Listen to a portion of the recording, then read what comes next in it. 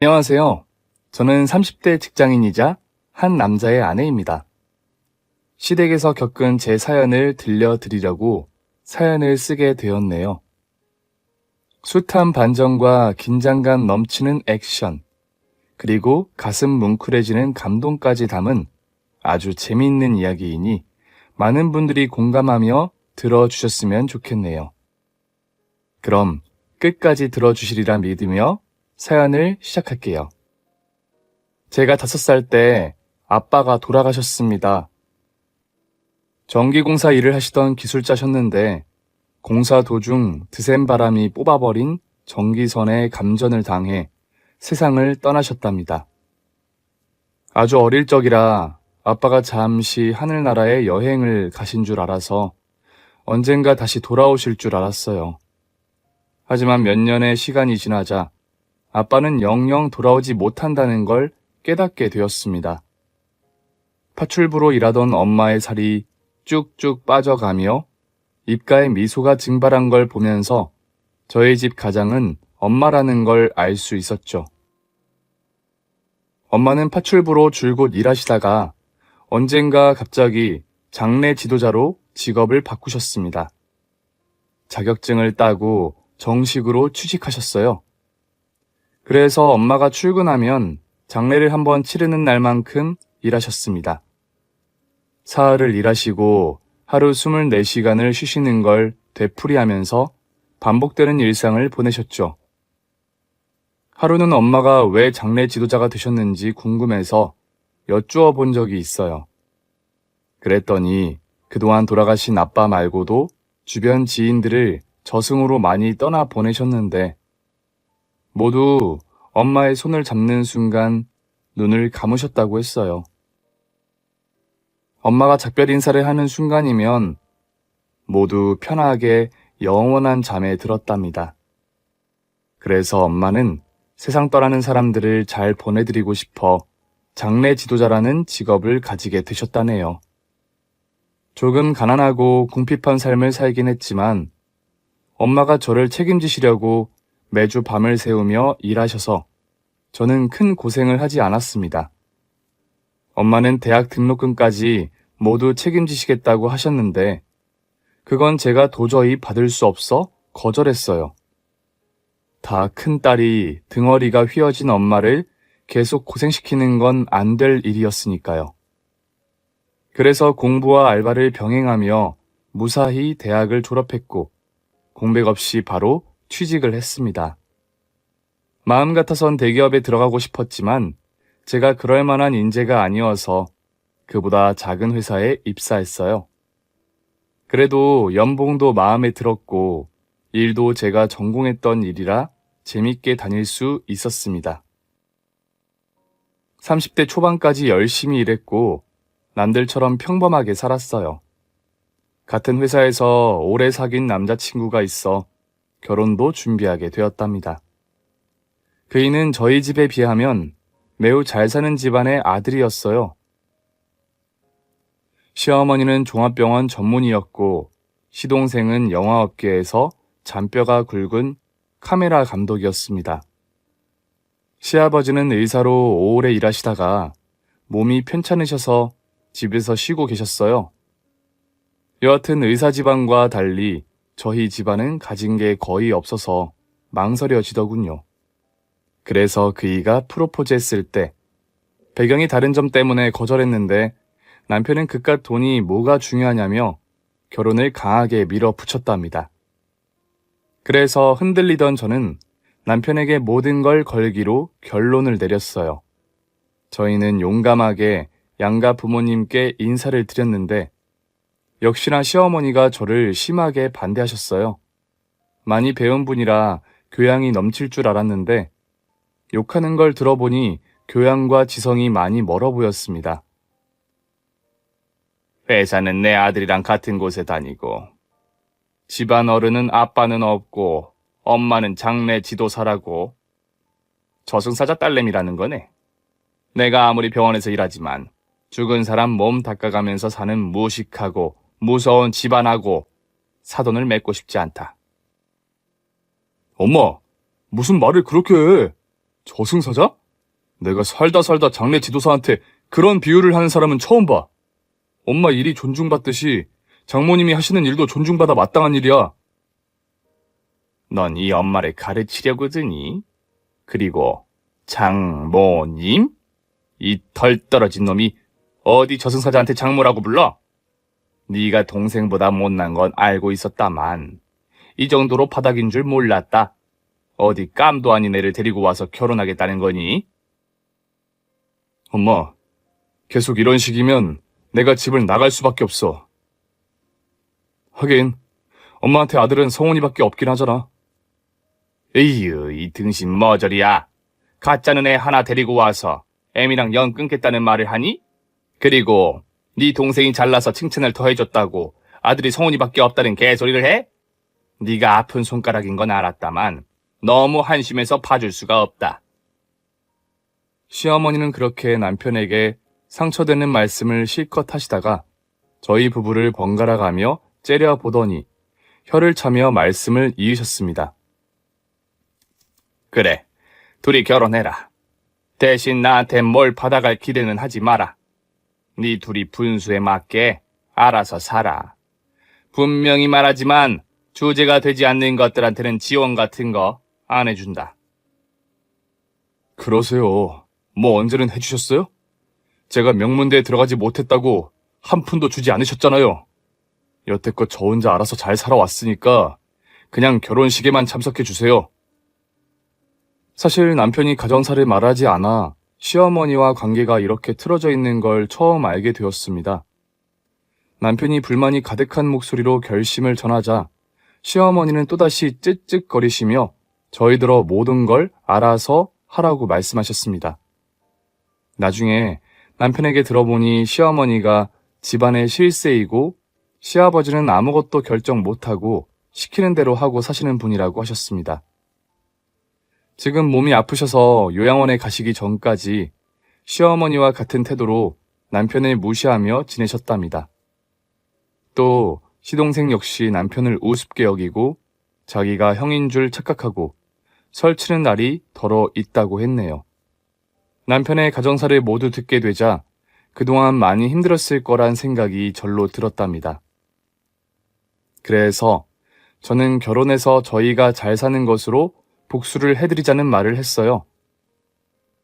미워하는 것보다 기대 이상으로 잘 사는 걸 보여주는 게 이기는 거라고 말이죠. 그래서 얼마 뒤 상견례를 치르게 되었는데 시어머니와 시동생은 마치 아랫사람 대하듯 저희 엄마를 대하더라고요. 시동생은 엄마가 인사했더니 아, 네 하고 무시하듯 대충 끄덕였고 시어머니는 아예 팔짱을 끼고 목에 깁스를 한 듯이 꼿꼿하게 앉아서 엄마를 위아래로 훑어보시며 말했답니다. 저기요, 우리 집안이랑 사돈을 맺는다고 괜히 소문내고 다니지 마세요. 제 사돈이 죽은 사람 몸 닦아가며 돈을 버는 사람이라는 게 알려지면 쪽팔려서 얼굴을 들고 못 다닐 것 같거든요. 제 직업이 부끄럽다고요? 사돈, 아무리 그래도 말씀이 좀 심하시네요. 그리고 저한테 저기요라고 부르는 건 좀 그렇지 않나요? 아이들도 보고 있고 사돈 총각도 있는데. 저기요가 듣기 거북하면 여기요라고 불러줄게요. 여기요. 난 대개 따님이 내 아들이랑 결혼하는 게 많이 거북하거든요. 그러니까 괜히 가까워지려고 애쓰지 맙시다. 제 호칭이 꼬우면 그쪽도 나한테 저기요 여기요 하면서 마음대로 부르세요. 엄마뿐만 아니라 저와 남편까지 얼굴이 붉게 달아올랐습니다.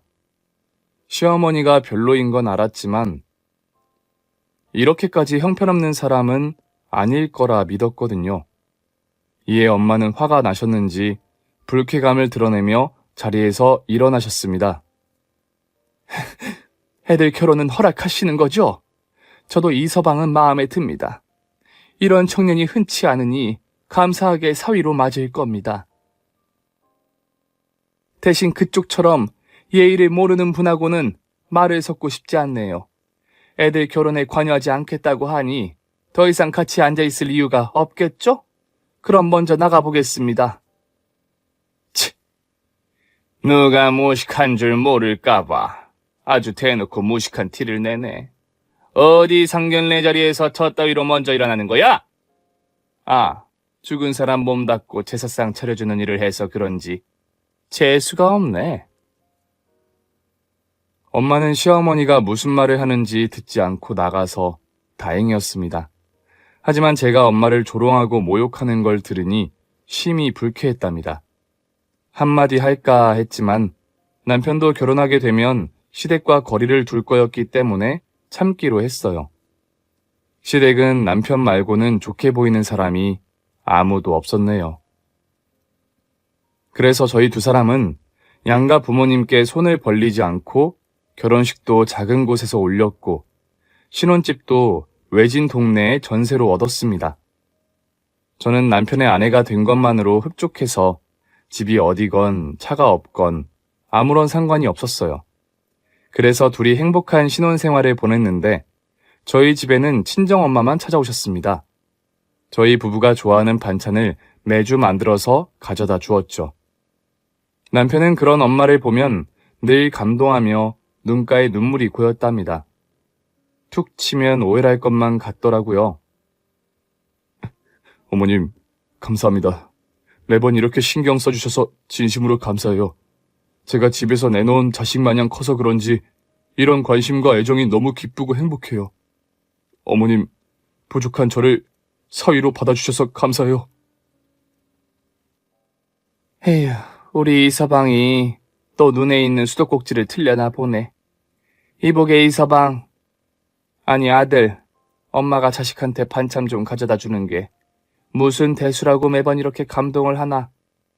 내가 자네 눈물 때문에 가슴이 조마조마하다고. 이제 그만 울고 그냥 그러려니 하면서 지내. 아니요, 저는 감사하면 감사하다고 표현할 거고 감동하면 그대로 보여드릴 겁니다. 이런 사랑을 30 넘어서야 받게 되어 이런 거니까 이해해 주세요, 어머님. 엄마는 이런 남편을 딱하고 가엽게 생각하시기도 했고 시어머니가 아무리 개떡 같아도 참기로 하셨어요. 시어머니는 평소 연락이 없으셨는데 시댁에 큰일이 있으면 호출하셨어요. 하루는 시아버지 생신날이 다가왔는데 요양원에 있는 아버님의 밥을 챙겨주러 가라면서 엄마한테 연락을 하셨대요. 엄마는 기가 막혀서 전화를 끊고 무시해버렸는데 똥인지 된장인지 모르던 시어머니는 장례 지도사이니 비위가 강할 테니 냄새나는 시아버지의 뒤치다꺼리를 해주러 오라고 막말을 짓거렸다네요. 엄마는 도통 말이 통하지 않는 시어머니의 전화와 문자를 씹어버리셨답니다. 그리고 얼마 뒤 저와 남편이 시댁에 호출이 있어 가게 되었는데 시동생이 의사와 결혼하게 되었다며 저에게 상차림을 시키더군요. 야, 우리 며느리는 나랑 같이 일하는 종합병원 의사 후배니까 격에 맞게 제대로 차려라. 수준 낮게 불고기, 갈비 이런 거 하지 말고 호텔 레스토랑이랑 맘먹을 정도로 차리라고. 네? 저 혼자 상을 차리라고요, 어머님? 저 요리 잘 못하는데요. 아휴, 이럴 때도 도움이 안 되네. 넌 도대체 할 줄 아는 게 뭐니? 집안도 후져, 직업도 후져, 지 엄마도... 아니다, 됐다. 그럼 가사 도우미 불러서 같이 상을 차려봐. 그 정도는 할 수 있겠지? 난 며느리 오기 전에 백화점에서 쇼핑 좀 하고 와야 하니까 내가 도착하기 전에 다 차려놔라. 제가 싫다고 대답하기도 전에 나가버리셨습니다. 이에 남편은 화를 심하게 내더니 저에게 아무것도 하지 말라고 일렀어요. 그리고 여기저기 전화를 돌리더니 배달 음식을 받았답니다. 그이는 접시에 음식을 담아놓으며 그럴싸하게 차렸답니다. 여보, 요즘 배달이 이렇게 좋다니까. 스테이크랑 양식이 다 배달이 된다니까? 자기야, 예쁘게 잘 차리긴 했는데 이래도 되는 걸까? 아무리 그래도 손님한테 배달 음식을 주는 게... 괜찮아. 어차피 아무것도 모르고 좋다면서 처먹을걸? 나만 믿어. 그렇게 전 아무것도 하지 않고 띵가띵가 놀다가 시어머니와 시동생, 그리고 예비 동서가 함께 들어올 때 자리에서 일어났습니다. 어머님 오셨어요? 도련님, 이제 서방님이라고 불러야겠네요. 축하드려요. 그리고 동서 반가워요. 제 인사에 세 사람은 약속이라도 했는지 무시해버리더라고요. 이럴 거면 저와 남편을 왜 불렀는지 이해가 되지 않았죠. 처음 있는 일도 아니고 하니 저희 부부도 입을 닫고 그냥 밥상 앞에 앉았답니다. 그런데 음식이 입에 맞았는지 시어머니와 예비 동서가 스테이크와 파스타를 아주 맛있게 먹더군요. 이거 맛있는데. 야, 너 호텔 요리사라도 부른 거니? 세아가 너도 입에 맞지? 네, 이 정도 마시면 고급 레스토랑 셰프 실력인데요. 어머님이 형님이 할 줄 아는 게 없다 하셨는데 제법인데요. 저는 칭찬인지 욕인지 모를 말을 듣고 말문을 열었습니다. 아, 입에 맞으셨어요? 이거 요 앞에 있는 배달 전문점에서 시킨 거예요. 냉동으로 수입한 걸 렌즈에 돌려서 파는 곳인데. 셰프 뺨치는 맛이라니 다행이네요. 동서 더 먹고 싶으면 말해. 내가 추가로 배달시켜줄게. 그러자 시어머니와 동서는 포크를 내려놓더니 인상을 찌푸렸습니다. 뭐야? 배달 음식이라고? 너 오늘 내 며느리가 될 애가 먹는 걸 알면서 배달을 시킨 거냐? 엄마, 배달은 내가 시켰어. 난 내 아내가 괜한 데 힘을 빼면서 고생하는 걸 보기 싫거든? 조금 전까지 맛있다더니 왜 포크를 내려놓은 거야? 입맛이 고급인 줄 알았는데 꽤나 저렴하네. 이거 5,900원짜리 싸구려 스테이크거든? 재수씨, 아까 사자처럼 잘 먹던데 왜 먹다 말아요? 얼른 들어요. 야, 이것들이 쌍으로 지랄을 하네? 이것들이 오늘 내 얼굴에 먹칠하려고 작정을 했구나? 니들 당장 나가. 내 눈앞에서 사라져! 듣던 중 반가운 말이네. 제가 기다려온 순간이라고. 여보, 일어나자. 우리 나가서 외식하자. 내가 진짜 비싼 한우 스테이크 사줄게. 저는 웃음이 나오는 걸 억지로 참아가면서 남편의 손을 잡고 시댁에서 퇴장했습니다. 이것 말고도 시댁에서 기싸움을 하며 나오는 날이 덜어 있었는데 시어머니 옆에 동서가 생기면서 싸울 상대가 늘어났네요. 시동생까지 셋이서 악담하는 걸 보면 세 사람은 누가 봐도 한 가족으로 보였습니다. 제 남편만 정상이었죠. 그러던 어느 주말에 시어머니한테서 연락이 왔습니다. 시댁에서 긴급 회의를 해야 한다며 남편과 빨리 오라고 하더군요. 목소리가 다급해서 진지한 일인 것 같아 한달음에 달려갔더니 조금 어이없는 말을 하시더라고요. 니들 왔니? 우린 너희 기다리다가 먼저 밥을 먹었다. 뭐 어차피 말만 전하면 되니까 바로 회의 시작하자. 저희 부부는 무슨 꿍꿍인가 싶으면서도 중요한 회의라고 해서 긴장을 하며 귀를 기울였습니다. 이윽고 시어머니가 시아버지 이야기를 꺼내시더라고요. 지금 너희 아버지가 상태가 많이 안 좋다는구나. 길어봐야 몇 달 못 사실 거라는 의사의 말을 들었어. 그래서 말인데 큰아들이랑 큰며느리 너희 둘이 아버지를 좀 모셔라. 둘이 하는 일을 그만두고 네 아버지 고향에 모셔다가 몇 달 모셔봐. 이야기를 들어보니 시한부가 된 시아버지가 마지막 소원을 고향에서 보내길 원하신다 말했고 시어머니는 그 뒤치다꺼리를 저희에게 맡기겠다는 통보를 하시는 거였어요. 이에 남편은 광분하며 소리를 질러댔습니다. 지금 나랑 장난해? 집안 식구들이 하나같이 나를 개처럼 취급하더니 이제 와서 시한부 아버지 뒤치다꺼리를 하라고? 아버지가 나한테 뭘 해줬는데 지원은커녕 따뜻한 관심이나 말을 해준 적이 있는 줄 알아? 내 가슴에 못을 그렇게 박아둔 아버지를 나한테 모시라고? 엄마, 박성훈, 그리고 재수씨, 아버지 돈 가져다 쓴 사람은 여기 세 사람이에요. 특히 재수씨는 개인 병원까지 차리기로 했다면서요. 그럼 재수씨가 가서 우리 아버지 기저귀도 갈아주고 말동무도 해줘요. 공짜로 병원까지 차려준다는데 그 정도도 희생 못해요? 그이의 호통에 시동생 내외는 고개를 돌리며 대답을 회피했고 시어머니는 칙칙거리며 비아냥대듯이 말했습니다. 참나, 넌 이 집에서 얻어간 게 없다고? 그럼 네 놈이 여기서 먹고 자고 한 것만 계산기로 두들겨 볼까? 우리가 모질한 네 놈을 키우느라 속이 얼마나 많이 썩은 줄 아니? 데리고 살아준 것만 해도 영광으로 할 것이지 어디서 큰 소리를 뻥뻥 치고 지랄이야? 내가 이러니까 널 싫어하는 거야. 내 손으로 낳은 놈이 어떻게 저 모양인지 모르겠다니까. 성훈이에 비하면 넌 돌연변이야. 이 머저리 새끼야. 엄마, 말 좀 가려서 해. 엄마가 동생 앞에서 개무시를 하니까 나를 개 젓갈로 알잖아. 성훈이 이 자식은 내 아내한테 인사도 안 한다고. 그럴만 하니까 그러는 거지. 네가 좀 더 잘난 여자를 데려왔어 봐라. 깍듯하게 형수로 모실걸? 여하튼 입 아프니까 그만 좀 말하게 해라. 너희 둘이 아버지를 모시든지 아니면 요양원에 계속 버리든지 알아서 해. 이럴 때는 장남이 나서서 돌보고 그러는 거야. 나중에 네 아버지 돌아가시고 후회하지 말고 선택 잘해라.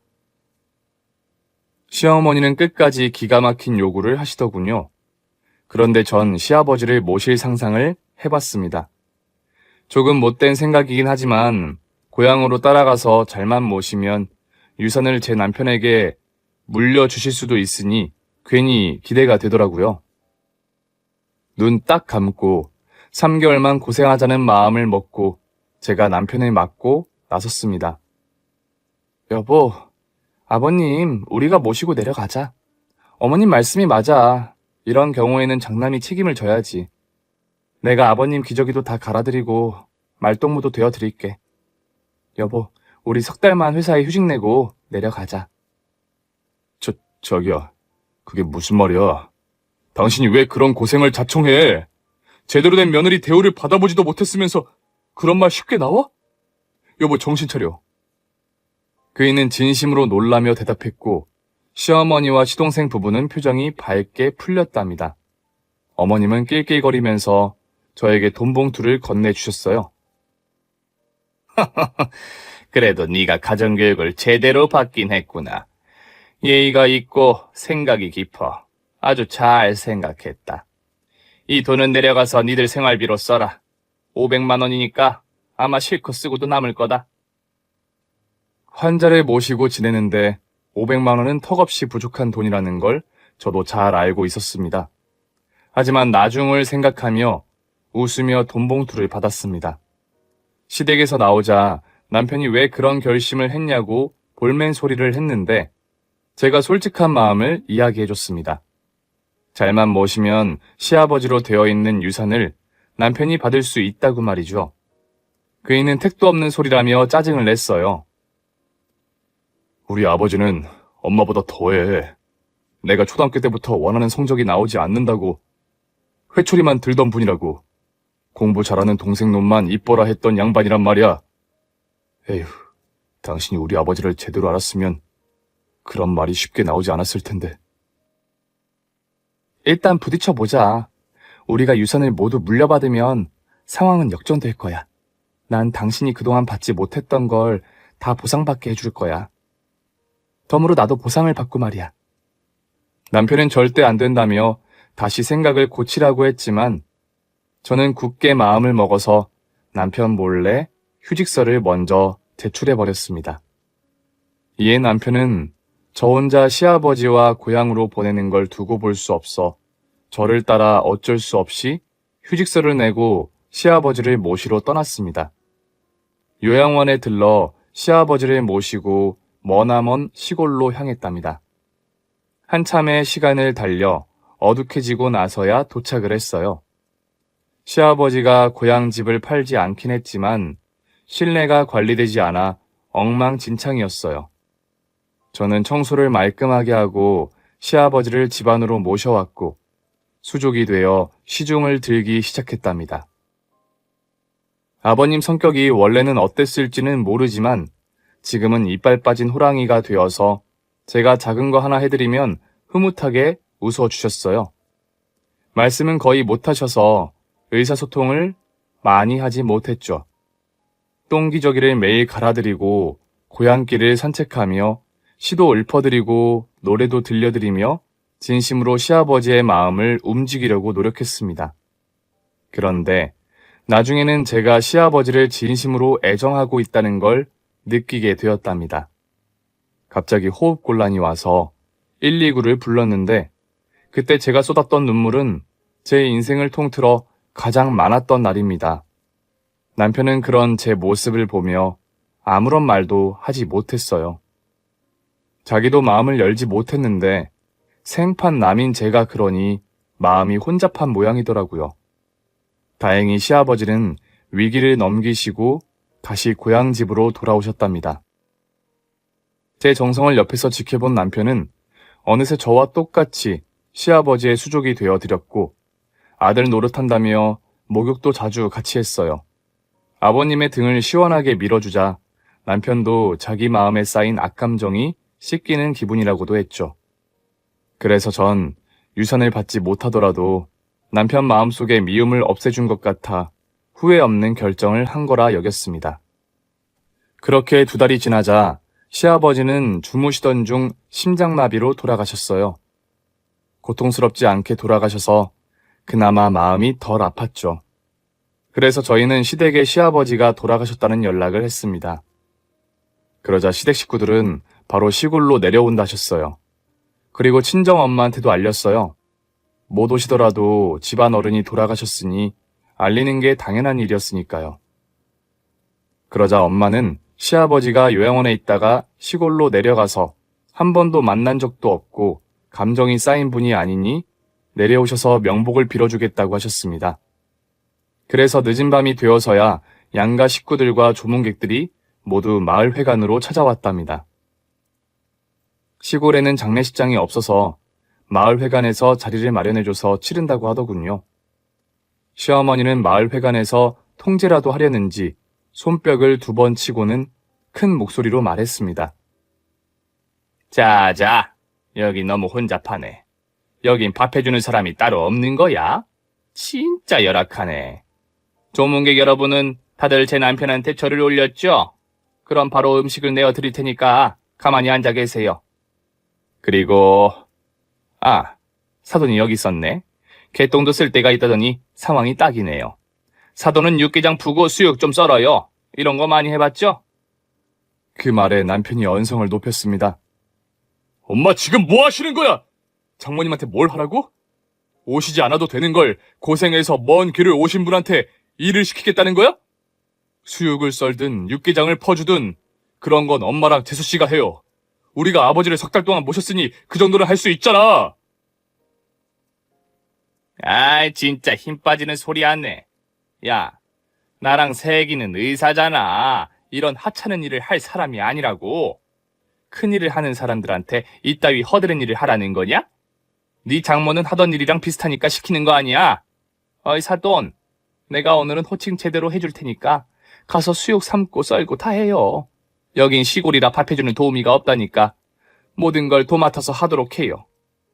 뭘 그렇게 멀뚱하게 서 있어요? 조문객들 밥 기다리는 거 안 보여요?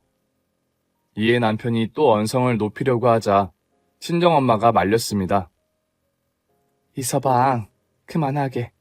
아무리 화가 나도 장례식장에서 언성 높이는 거 아니네. 지금 상황을 보니 주방을 맡을 사람이 필요한 건 사실이야. 내가 할 줄 아는 것들이니까 솜씨를 발휘해보겠네. 자네 아버지가 흐뭇해하시도록 잘 차려주겠네. 어머님, 죄송합니다.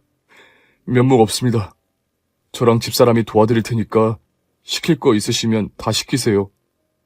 엄마, 나도 거들 테니까 너무 기분 나쁘게 생각하지 마. 엄마는 괜찮아. 네 시어머니 성격을 모르는 것도 아닌데 별것도 아닌 일로 기분 상하겠어. 자, 저기 돼지머리는 있으니까 바로 삶으면 되겠다. 육개장 재료만 좀 다듬어 줘. 이서방이 무거운 걸 날라주면 되겠네. 그렇게 저희 3사람은 주방으로 가서 분주하게 움직이며 음식을 준비하고 있었습니다. 그런데 성격 급한 시어머니가 주방으로 들어와 건방지고 모욕적인 말을 심하게 쏟아냈답니다. 나 이봐요, 사돈. 왜 이렇게 굶떠? 이제 알겠네. 공짜로 일하니까 억울하다 이겁니까? 그래서 어슬렁어슬렁거리면서 대충 하려는 거요? 하여튼 없는 것들은 다 똑같다니까. 우리 병원 식당 아줌마들이 그러는 거랑 별 다를 게 없어. 에휴, 사돈. 이거 받으시오. 오늘 일당.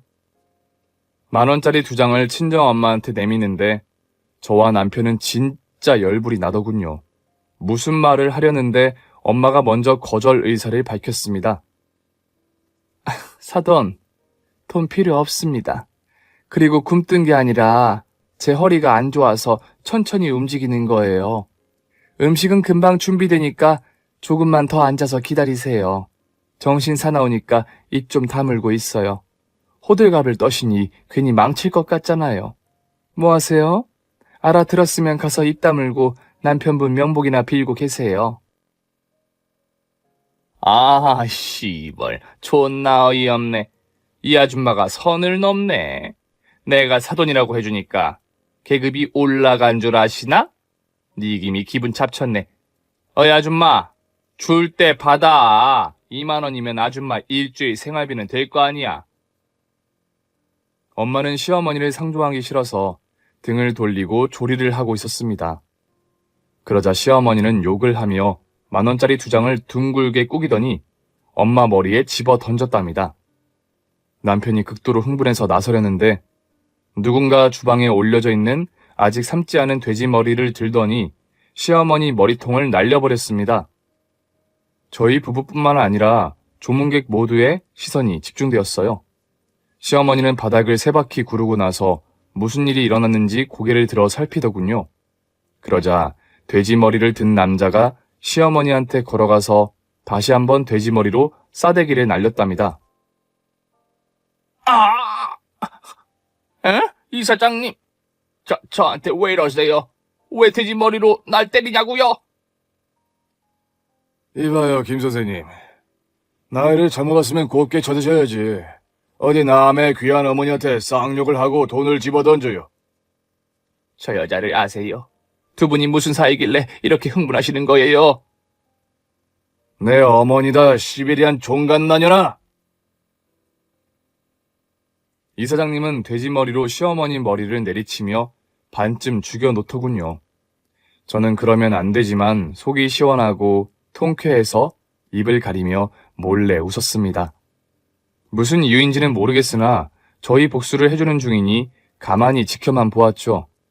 엄마 역시 이사장님이 왜 저렇게까지 심하게 공격하는지 모르시더라고요. 그렇게 돼지게 맞은 시어머니는 그만 때리라고 무릎 꿇고 사정을 했습니다. 이사장님, 제발 그만해요. 제가 잘못했어요. 내가 사돈한테 막말하고 돈 집어 던진 거 죄송합니다. 어머니, 이쪽으로 오세요. 이 늙은 마녀가 용서를 빌겠다네요.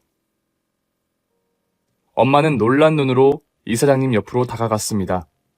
일단 시어머니가 사과하길래 얼떨결에 받으셨답니다. 사돈, 죄송합니다. 제 머리가 어떻게 돼서 그런지 사돈께 무례하게 대했네요. 진심으로 사과드립니다. 그래요, 알겠습니다. 사과 받았으니까 그만 일어나세요. 시어머니는 많은 사람들 앞에서 쌍욕을 먹고 돼지머리로 돼지게 맞아서 부끄러웠는지 훌쩍거리며 울기 시작했습니다. 그리고 이사장님은 엄마를 지그시 바라보며 말했어요. 어머니, 저 기억 안 나세요? 대치동 큰 집에 살던 영식이에요. 어머니가 해준 밥 먹고 자란 영식이라고요. 영식이? 네가 정말 영식이란 말이야? 정말 많이 컸구나. 두 사람의 인연을 듣게 되었는데 눈물 없이 듣기 힘들 정도로 감동적이었습니다. 엄마는 제가 유년 시절에 이사장님 집에서 파출부로 일하셨대요. 이사장님은 엄마 없이 아버지와 둘이 살았는데 엄마가 아주 친절하게 애정을 베풀어 주셔서 어린 시절이 행복했답니다. 그러다 이사장님의 아버지가 돌아가시면서 엄마는 일자리를 잃게 되었고요. 두 사람은 거의 30년 만에 재회했답니다. 이사장님이 엄마를 안아주면서 말했습니다. 어머니, 그동안 많이 보고 싶었어요. 소식을 알고 싶었는데 방법이 없어서 연락 한 통 드리지 못했네요. 어머니, 저 아직도 기억나요. 암으로 고통스러워하던 아버지가 어머니의 손을 잡고 편하게 눈 감는 순간을요. 그때 순간이 아직도 떠올라요. 어이구, 그 꼬맹이가 이렇게 커서 병원 이사장이 되셨어? 아이고, 장하다. 영씨가, 이 아줌마는 희한하게 세상 떠나려는 사람들을 알아보는 재주가 있나 보다. 내가 손을 잡아주고 편히 떠나라고 말해주면 그 사람이 미소를 지으면서 눈을 감더라고. 그래서 파출부를 그만두고 택한 직업이 장례 지도사야. 이 아줌마는 그렇게 살아왔다. 어머니가 특별한 분이긴 했죠. 이렇게 만나서 반갑긴 하지만 저 여자는 뭐예요? 어머니한테 쌍욕을 하고 2만 원을 집어 던지면서 명령질을 하고 난리죠? 어머니 사돈이에요? 그렇게 됐다. 그런데 걱정 마라. 내 사위는 아주 훌륭한 사람이니까. 얘들아, 와서 인사해라. 이쪽은 병원 이사장님이자 엄마 큰아들이다. 예전에 아들로 삼았던 녀석이니까 오빠 형님으로 모셔라. 저희 부부는 이사장님한테 감사 인사를 전했습니다. 그리고 악수를 나누었죠. 이사장님은 엄마가 주방에서 수고하는 걸 탐탁지 않게 생각해서 바로 어딘가에 전화를 걸었습니다. 그러자 20분 만에 장례 도우미 10명이 들어와 주방을 차지하고 일을 시작했답니다. 저에게 오빠 하나가 생겼는데 이렇게 저 대신 시원한 복수를 해주니 아주 많이 통쾌했어요. 한편 돼지게 맞은 시어머니는 구석에 쪼그려 앉아 이사장님 눈치만 보고 있었습니다. 이사장님 이야기를 들어보니 시어머니나 동서는 병원에서 진료를 대충 하는 것으로 소문이 나 있어 잘라버릴지 고민 중이라고 하더라고요. 그래서 시어머니뿐만 아니라 동서도 입을 닫고 음식을 열심히 날랐습니다. 그러다 곧 시어머니가 무슨 결심을 했는지 당당한 태도로 이사장님 앞에 서더군요. 어린 놈의 새끼, 이사장이라고 봐주려고 했더니 감히 돼지머리로 나를 때려? 야, 네 병원 때려 치울 거야. 더러워서 안 다니겠다고. 나한테는 남편 재산이 있으니까 개인 병원을 차려도 2개는 차릴 수 있다고. 아, 그러셨어요. 안 그래도 선생님 자를 건덕지를 찾고 있었는데 이렇게 알아서 나가겠다고 해주니 너무 고맙네요. 지금 한 말 다시 해주세요. 녹음해서 퇴사 처리해드릴게요. 병원에는 다시 나오실 필요 없습니다. 선생님 며느리도 같이 나갈 거죠? 두 분이 같이 와서 녹음 좀 해주세요. 하! 젊은 놈이 부모 잘 만나서 병원 물려받고 설치는 꼴 보기 역 같았는데 이제 더는 안 봐도 되겠어. 야, 너 인생 그렇게 살지 마. 그러다 한 방에 훅 간다고. 이 개나리 십장생 호랑이가 물어갈 쥐새끼야. 욕을 참 잘하시네. 알았어요. 바로 녹음할게요. 자, 시작! 시어머니와 동서는 자진해서 나가겠다는 음성을 녹음하고 등을 돌리더군요. 그런데 그때 제가 입을 열었습니다. 꼭 알려야 할 이야기가 있었거든요. 어머님, 동서! 잠깐만요. 두 사람은 개인 병원 못 차리세요. 왜냐하면 시아버지가 모든 재산을 저와 남편에게 물려주셨거든요. 공증받은 유언장 있으니까 확인해 보세요. 아, 그리고 지금 살고 있는 시댁도 제 명의로 될 거예요. 일주일 안으로 집을 비워주세요. 너 방금 뭐라고 그랬니? 내 남편이 전 재산을 너희한테 물려줬다고? 치, 이것들이 날 놀려? 이 등신 같은 것들아. 내 남편은 그렇게 어리석은 짓을 할 사람이 아니야. 큰아들을 누구보다 미워한 사람이라고. 그랬었죠. 그런데 고향에 내려가셔서 저희한테 보살핌을 받으시며 많은 걸 느끼셨는지 매일 오열하셨어요. 목소리가 나오지 않는데 매일 눈물을 흘리셨죠. 당신의 죄를 용서해달라고 제 남편한테 빌고 또 빌었어요. 그리고 저한테 이유 없는 사랑을 줘서 고맙다며 당신의 재산을 모두 저희 둘한테 넘겨주시기로 했답니다. 곧 변호사가 올 거니까 직접 물어보세요. 어머님, 이제 끝났어요. 어머님이랑 동서 그리고 서방님까지 한 푼의 유산도 못 받고 각자 알아서 살아야 한다고요. 이제부터는 어머님이 누리던 모든 걸 제가 누리면서 살 겁니다.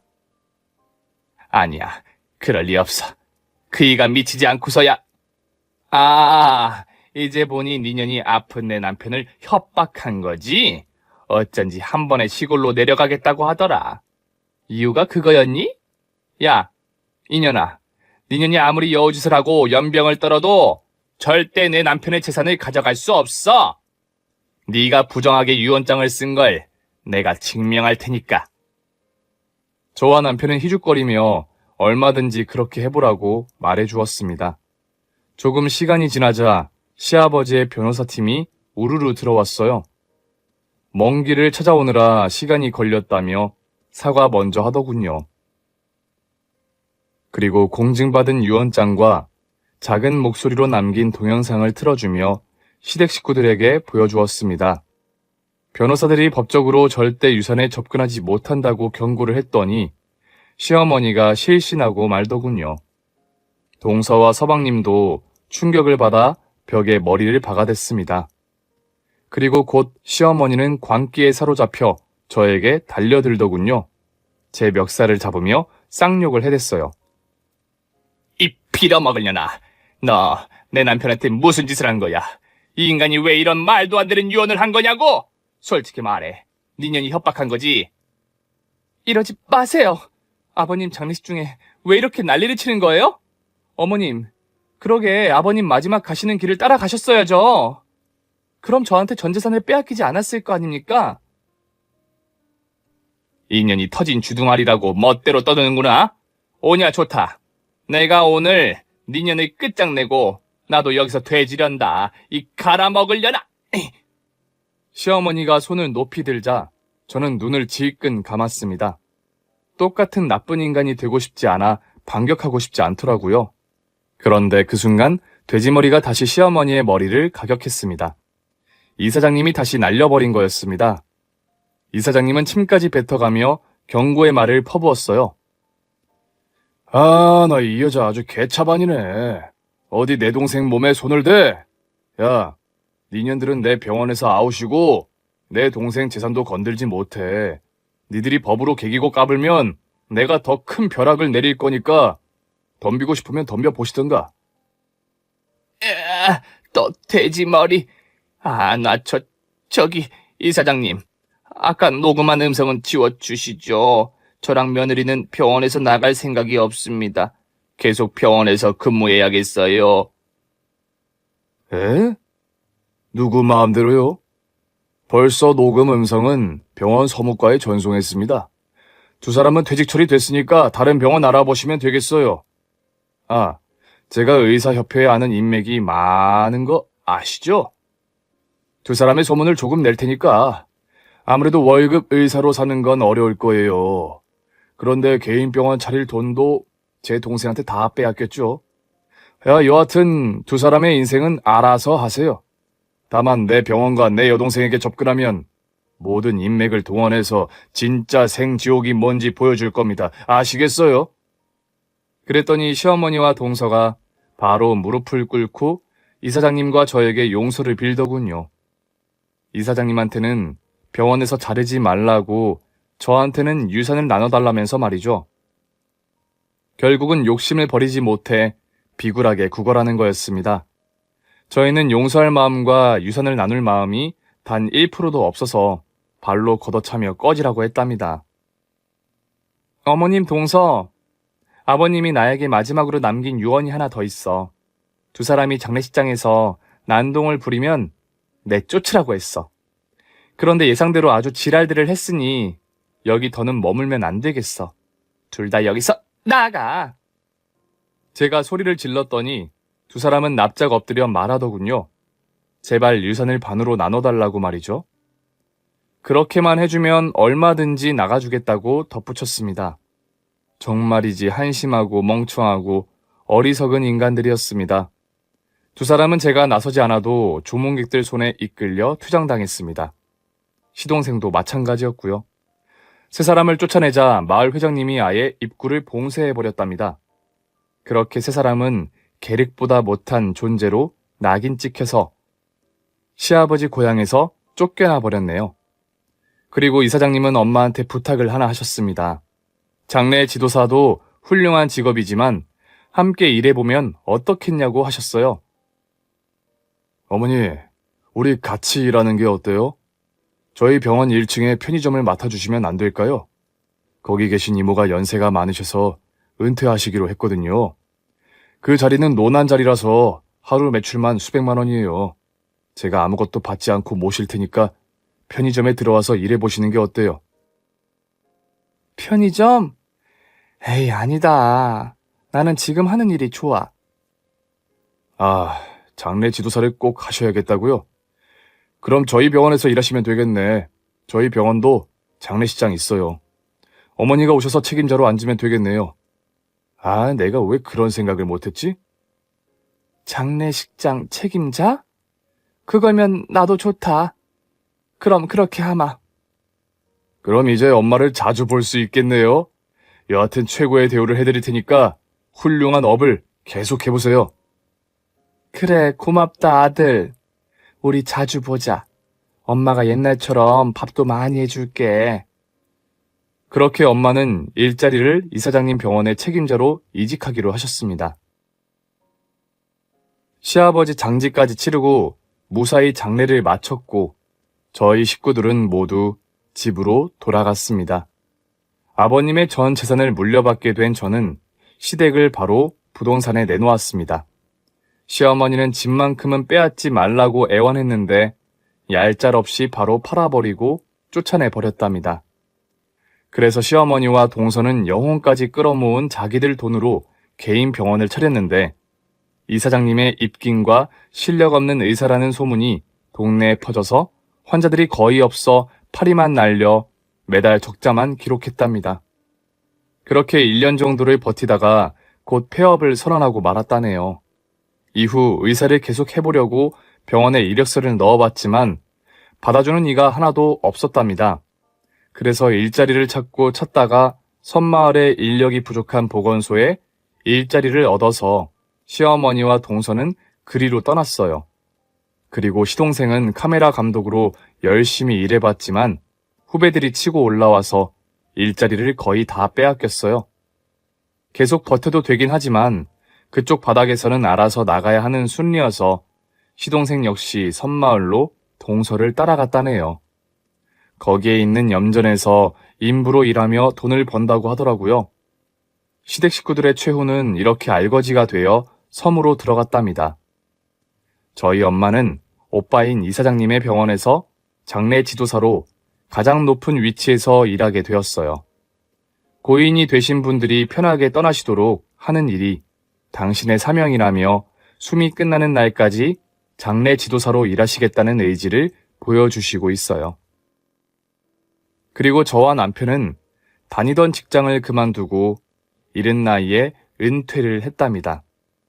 시아버지가 남겨주신 유산이 워낙 많아서 따로 일을 하지 않아도 3대가 먹고 살 수 있었어요. 그래서 지금 사연을 쓰는 장소는 유럽의 한 도시랍니다. 지금 1년째 유럽 여행을 하고 있는데 밤마다 남편과 함께 필립의 사연방을 듣고 있다가 저희 사연을 써보면 어떨까 해서 짬짬이 글을 적어보았답니다. 저의 반전을 거듭하는 기막힌 사연, 아주 재밌으셨죠? 마음이 복잡하거나 사는 게 힘든 분들에게 작은 선물이 되었으면 좋겠네요. 그럼 저는 이쯤에서 물러가겠습니다. 경청해주셔서 감사드립니다. 모두 안녕히 계세요. 오늘 준비한 사연은 여기까지입니다. 재미있게 들으셨다면 구독과 좋아요, 알림 설정까지 눌러주세요. 그럼 저는 다음 사연으로 찾아뵐게요. 오늘도 건강하고 행복하세요.